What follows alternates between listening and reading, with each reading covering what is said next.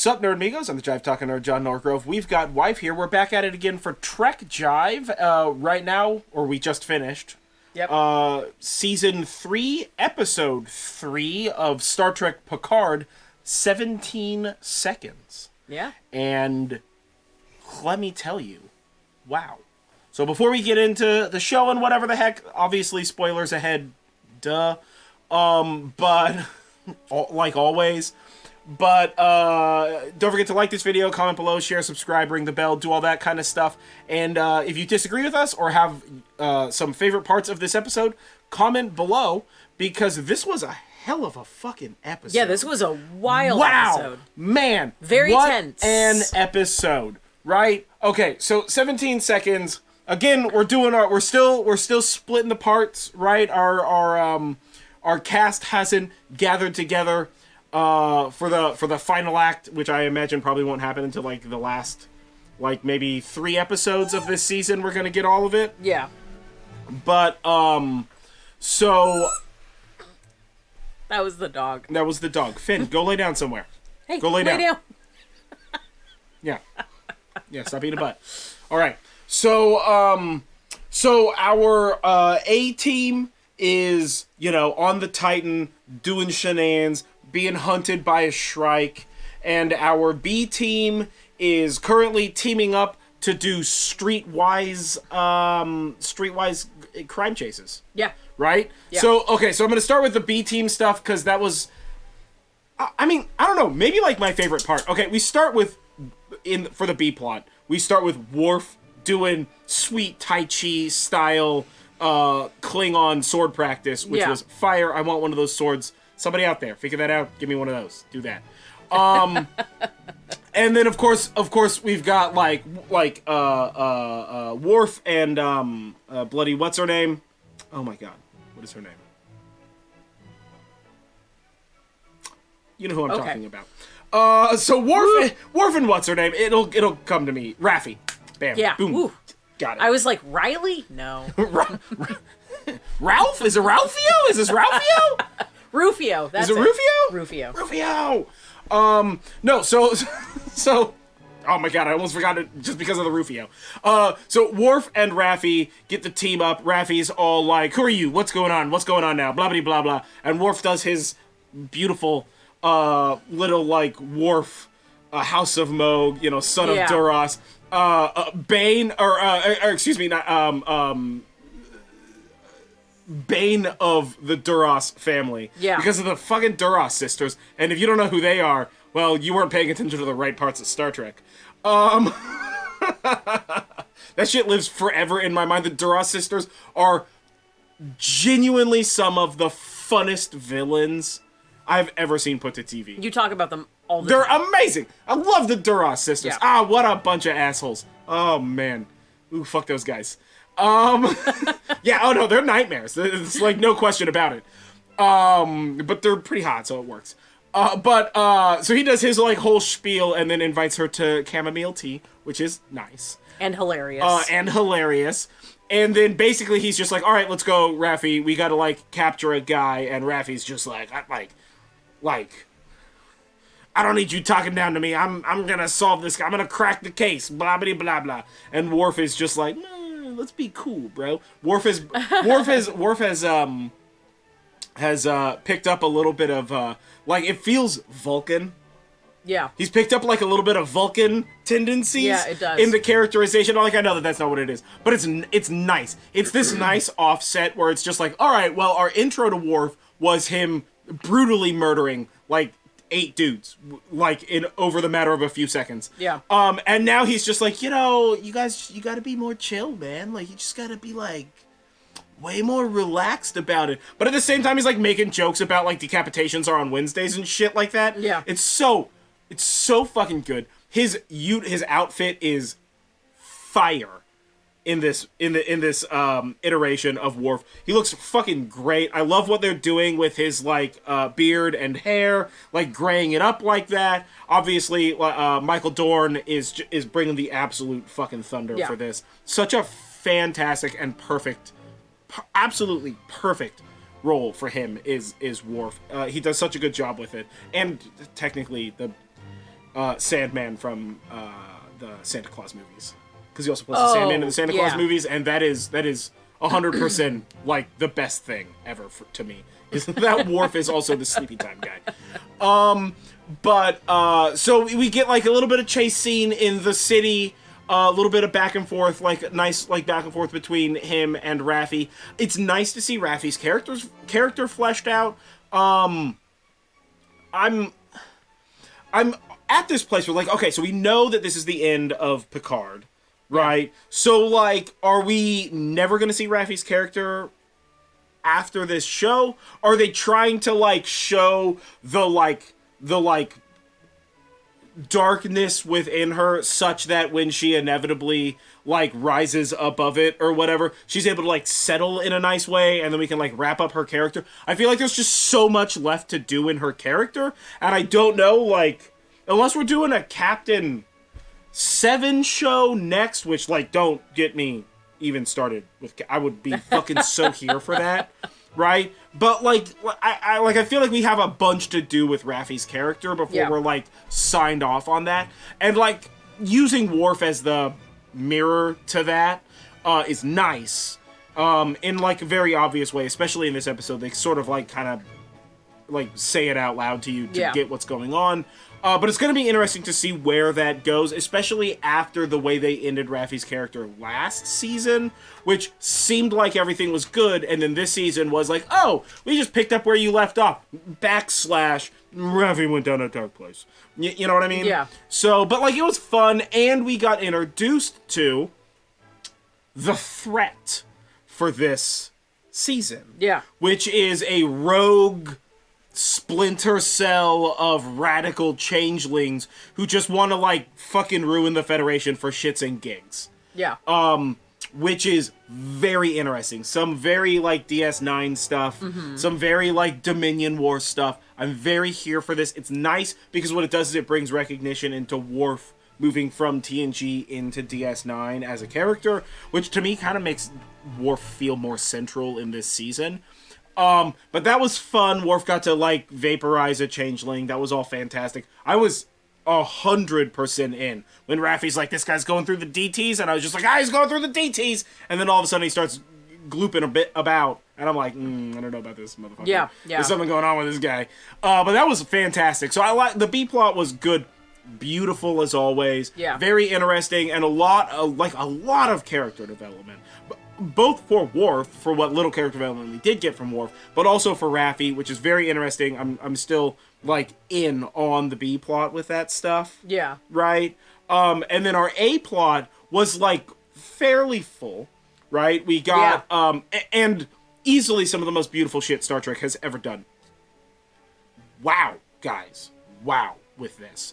But, so, you know, the Titans are running and a hiding, and the Nebula's shocking stuff, whatever, blocking sensors and such. And then, like, this whole, like, the whole, like, Nebula is, like, emitting electrical and biosignatures. I'm like, can changelings be whole-ass nebulas?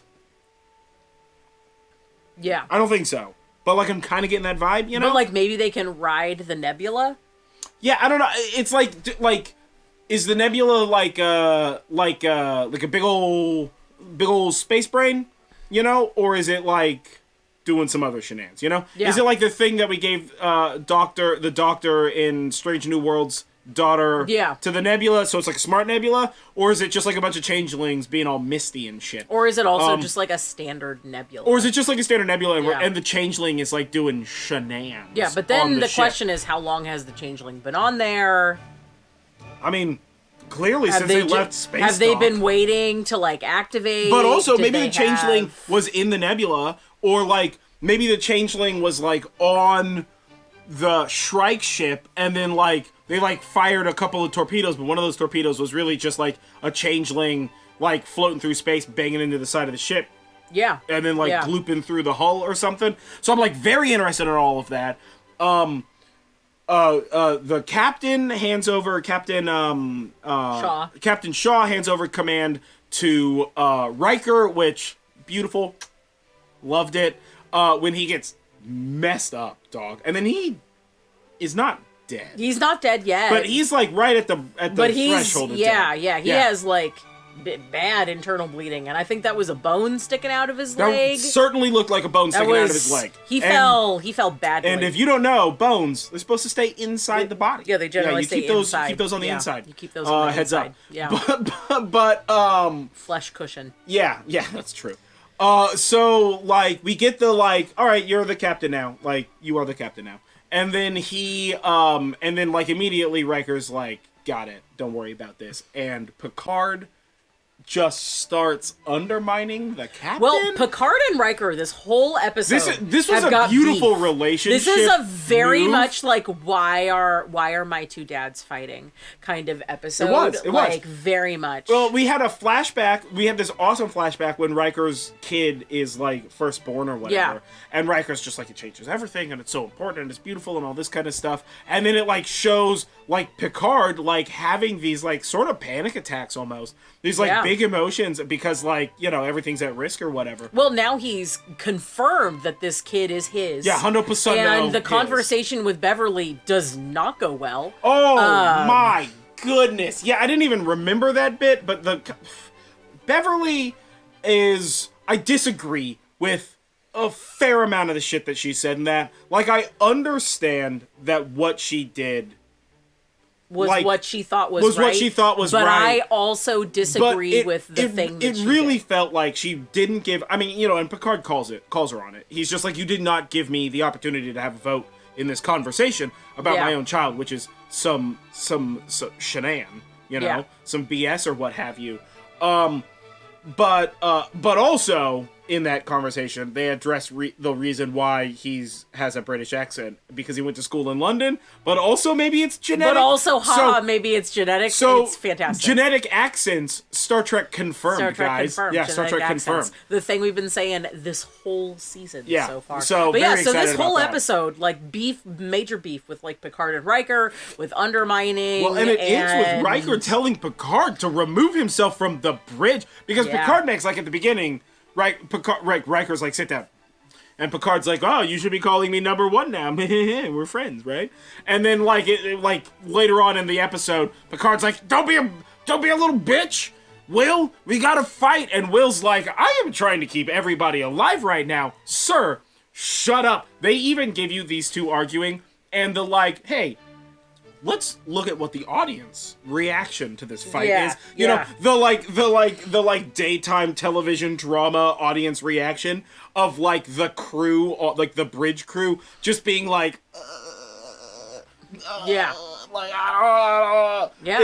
it was rough.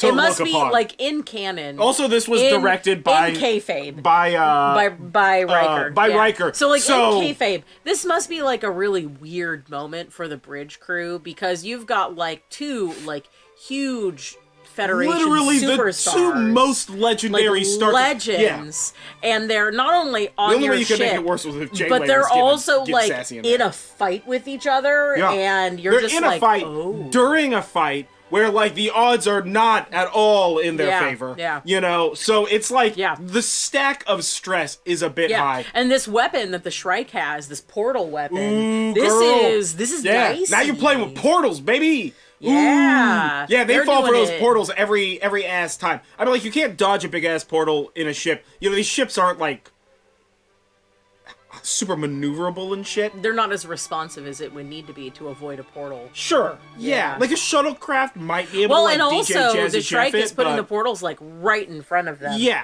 You know, so it's like right there, and they can't really avoid it. And finally, Picard gets Riker to like, you know, fire missiles and whatever. Yeah, and torpedoes. They just like space missiles. And then it just like goes into the portal and just like hits him in the butt, and it's just like, that's Riker had it the whole time. Riker was right the whole time. Trust Riker. Also, Riker is the captain of the fucking Titan. The fact that Picard, it's so crazy to me. Well, I think that Picard is doing this because now he's like, I have a kid now, and there's like some weird fundamental change. I think that he's getting like a little panicky. Yeah, he's panicky now. He's getting panicky because now that he knows. Riker called him on that shit early before it fucking happened. It was like, listen, you got a kid now. I know that you're trying to be whatever the fuck, but like I know what I'm talking about here. But at the same time, though, I think, like, okay, while Riker was first officer to Picard, would Picard have tolerated this shit? And the answer is a bold fucking no.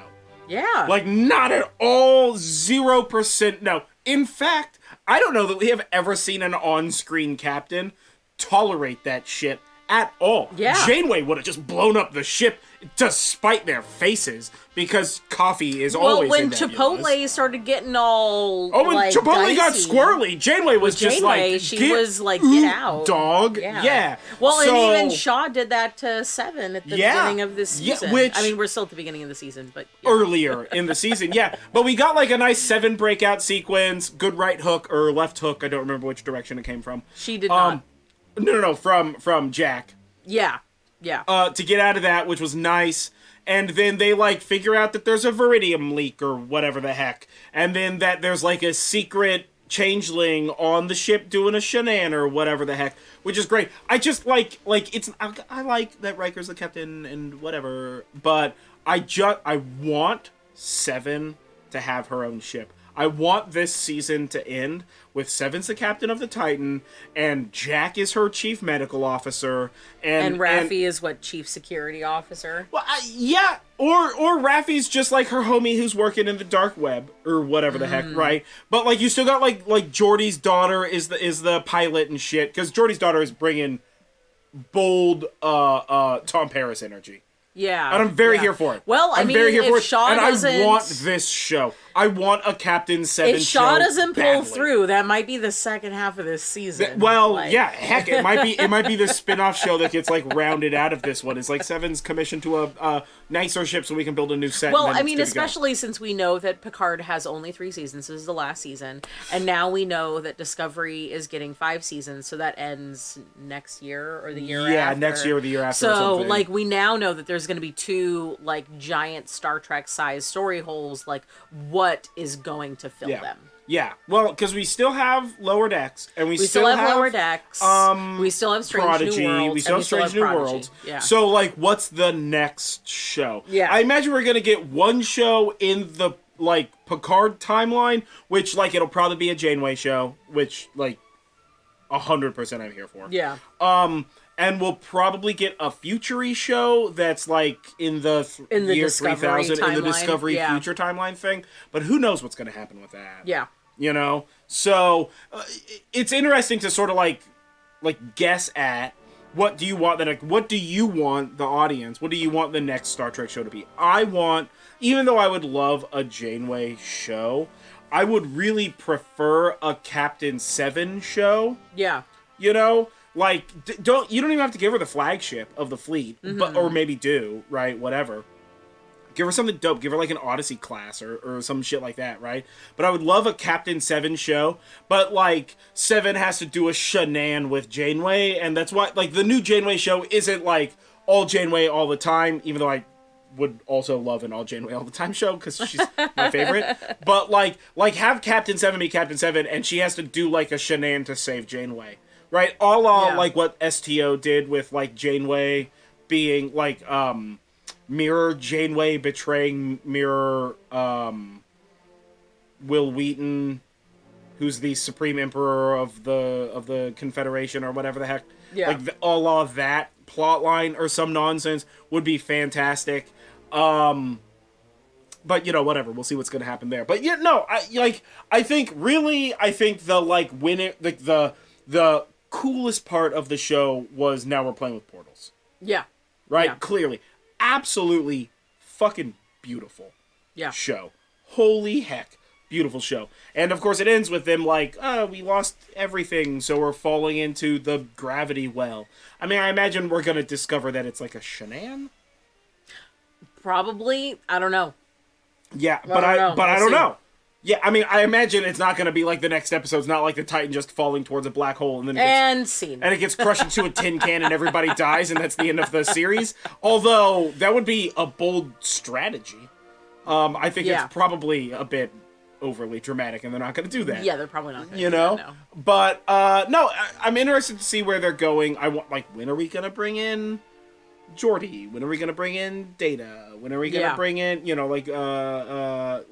everybody else. When is Raffi and Worf gonna join up with Picard and that crew? Yeah. You know, so we still have like a bunch of stuff up in the air. I mean, it's only the 3rd episode, and there should be like 10 or something. Yeah, somewhere between 8 and 13. Yeah. So it'll be interesting to see where it goes. But this was like a good episode. I think that it moved a bunch of the chess pieces around in such a way as to allow us to, like, maybe this next episode introduce like a new TNG return, or possibly even a DS9 return. Yeah. Right? Yeah. Like, I'm gonna tell you what, maybe we get a little Chief O'Brien action up in here. That would be fun. You know, something fun like that. I think we're due for a "You Son of a Bitch, I'm In" kind of episode. You know, where you're like gathering a posse. Well, and they're heading to the Daystrom Institute, the Raffi and Worf, which in my book means that they're heading to the Daystrom Institute. So the next episode's definitely going to have Data. Yeah, right? Probably. Or Lore, or one of the other confusing, vague Data robot clone android nonsense shenan things, and we're going to be good to go from there. So, like, this was a great episode. I think the next episode is probably also going to be filler, but in the form of, like, You Son of a Bitch, I'm In. And then I think the episode after that, we're going to get sort of, like, the finish. So, like, episode 5, I predict, is where we're going to get the, like, the finish with the, like, all right, now it's time. Now we're getting the whole team together for the, like, you know, in the middle of the second act. Because I'm thinking, like, 9 episodes. This was the end of the first act. Yeah. Right? Is the, like, fall. And then we should have, like, middle of the second act is, like, everybody teams up. Top of the second act is, like, it's time to go. We're gonna do a thing. And then the third act is all, like, bang, bang, bang. We're winning the day. Yeah. You know? Or dying.